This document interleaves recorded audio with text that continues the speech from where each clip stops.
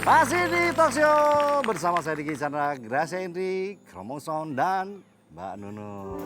Jadi Mbak, bicara soal mulat katanya ada terlepas dari godaan narkoba, dunia apa segala macam. Nah ini kan sangat pas Mbak Nunung salah satunya yang bisa memberikan sedikit inspirasi, motivasi ke mereka seperti apa gitu kan. Itu seperti apa sih Mbak? Ya kalau itu gini, kalau Sri Mulat itu memang ya mau tidak mau mesti harus diakui ya bahwa memang pemain Sri Mulat banyak yang terlibat kena narkoba ya. Betul, iya. Jadi itu kayak dulu waktu kita masuk di Jakarta itu kayak orang kaget gitu loh Mas. Kayak orang kaget melihat wah gemerlapnya kota Jakarta. Terus kan banyak orang-orang yang ngajak ke sana, ngajak ke sini, seneng-seneng yang tadinya cuman hal-hal yang seneng-seneng biasa yang akhirnya ya suatu hal yang bodoh banget gitu ya kita lakukan gitu ya. Pada saat itu sih aku nggak begitu ngikutin gitu loh. Terus karena aku malah justru sering menasihati mereka. Nah akhirnya justru malah aku tuh paling bisa dibilang paling terlambat melakukan hal yang Karena saya dulu kan sempat gabung, justru ini termasuk orang yang cerewet dalam hal itu artinya. Tapi sebuah ternyata kondisi, apa ya Mas ya itulah hal yang sangat bodoh banget lah. Betul. Nah tapi sekarang ternyata kan masih banyak orang yang bukan nggak kapok ya, mungkin karena nggak tahu atau mungkin nggak bisa ngebayangin. Terus bahwa sebenarnya nggak enak ketika misalnya harus direhabilitasi. Itu merusak gitu loh. Ya. Dan nggak ada enak-enak, merusak segalanya. Aku tuh udah semua rusak gitu. Dalam hal rumah tanggaku sampai aku bilang cerai yang akhirnya memang suamiku sampai menalak aku kan. Aku ditalak sama suamiku karena ya mungkin sebagai laki-laki dan kita memang sama-sama lagi nggak waras gitu, lagi pada saat nggak bener gitu loh. Betul. Jadi emosi. jadi kayak orang paranoid, jadi udah rumah tangga hancur, keuangan hancur, ke keluarga juga udah aku tuh tadinya orang yang sangat peduli sama anak-anakku, peduli sama keluargaku tuh sampai jadi kayak orang jauh gitu. Jadi kayak ngajak mereka tuh cuman kayak kamuflase aja, ya jalan gitu. Udah nggak kerasan. Jalan kemana tuh udah nggak kerasan. Pokoknya kita pergi ke Bali itu sampai berapa hari gitu sama gitu. Aku di kamar aja sampai keluar cuma jadi udah itu bener-bener yang sampai anak-anakku tuh merasa sedih semua gitu kan. Mama itu kenapa? Anakku nggak pernah curiga karena memang nggak ada orang lain yang cuma aku sama suamiku aja. Makanya ya udah di dalam kamar tuh udah hancur-hancuran, udah ribut, udah nggak bagus pokoknya. Jangan deh pokoknya jangan. Ini jadi pelajaran juga buat teman-teman muda ya, teman-teman muda yang lain atau mungkin yang betapa kan ada juga sih Mbak ya. Ada juga yang mungkin dia udah sadar tapi bagaimana caranya keluar gitu loh. Memang itu Mas, yang susah meninggalkan narkoba itu cara ritualnya. Ritual itu cara kayak memakai ya, kayak kesibukan make, yang ini yang membakar, yang jadi ini. edik gitu ya Mas. Nah itu memang susah dilepaskan itu Mas. Kalau untuk merasakan udah nggak ada rasanya itu udah.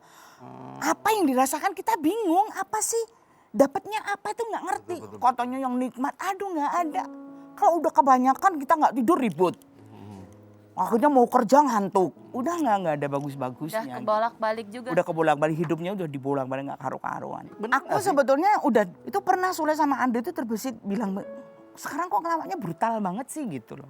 Oh gitu. Sempat ada ngomong gitu. Iya, brutal gitu. Ya lucu gitu. Memang aku waduh. Cuman aku pernah aku langsung wah ketahuan ini kayaknya curiga banget nih anak dua ini udah mulai bingung aku Mas karena Sule sama Ande tuh nggak pernah ngatain aku yang macam-macam, nggak pernah. Kita kerja karena memang mereka tahu bahwa kerja ya wes kerja gitu, dan itu pernah aku ditegur kayak gitu. Cuman nggak ngerti mereka berdua tuh curiga apa enggak, cuman ngatain aku gitu kayak sambil bercanda, apa mereka berdua tahu mulai curiga apa gimana saya nggak tahu. Ya akhirnya nggak lama kemudian ada kejadian aku sama suami. Tapi sempat nggak sih merasa bahwa dirinya udah deh mau stop deh, tapi ya nggak bisa. Sering banget. Suamiku itu ya kadang-kadang udah yang ayo stop.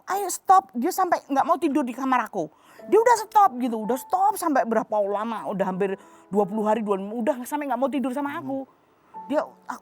Sorry ya, aku nggak bisa ngikutin kamu, suamiku kayak gitu. Akhirnya ya udah tidur sendiri. Cuman kadang-kadang mereka, aku kan minta bantuan, ya aku mau bikin ini nggak bisa, gimana caranya? Terlibat lagi ya. Kan Kayak pisah ranjang dong ya. sering banget pisah ranjang gitu. Itu di bulan-bulan apa tuh? Ya di bulan-bulan sebelum Juli lah. Udah ya dari mulai kita pakai masak 5 bulan 6 bulan lah. Untung saya rencana mau main ke rumahnya, kalau enggak Mas Yan ntar bilang, "Mas sama saya aja tidur." Gitu. Untung ya saya ya.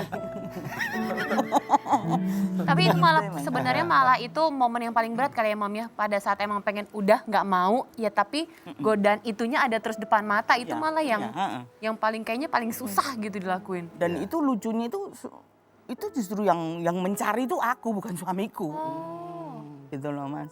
Tapi Mbak Nunung, Yang berperan tuh memang aku di situ. tapi sebetulnya yang menampar Mbak Nunung saat ini adalah anak-anak ya. Anak-anak akhirnya anak-anak ternyata ini. Akhirnya anak-anak cuman gini pokoknya kalau mama masih nekat pakai lagi ya udah anak-anak sepakat yuk kita rame-rame bareng.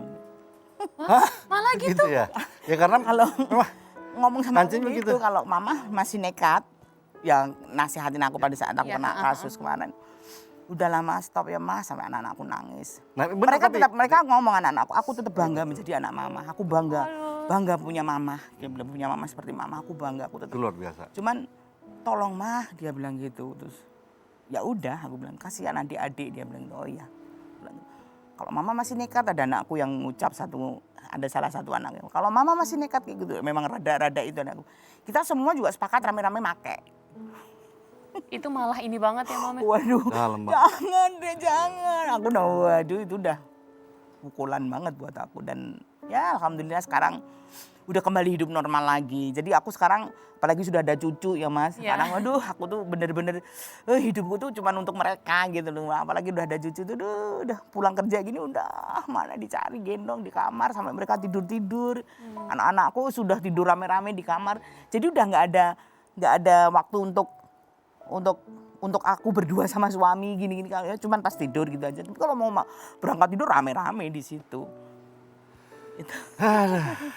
Ya saya kenal Mbak Nunung udah lama, bukan hari ini aja. Jadi ini pelajaran buat kita semua nih Yui, gitu, kita semua lah, bukan buat ini juga pemirsa bahwa seseorang itu bisa berubah Iya. dari baik, buruk atau baik. Jadi bisa berubah itu karena dalam tanda kutip setan-setan ini akan selalu menggoda kita setiap saat. Dan entah pada saat kita lengah bisa masuk, kita terpengaruh. Dan mudah-mudahan itu kita bisa dijauhkan dari hal itu. Dan mudah-mudahan juga pemirsa dijauhkan dari hal itu. Dan tetap stay tune di E-Talk Show with BHS.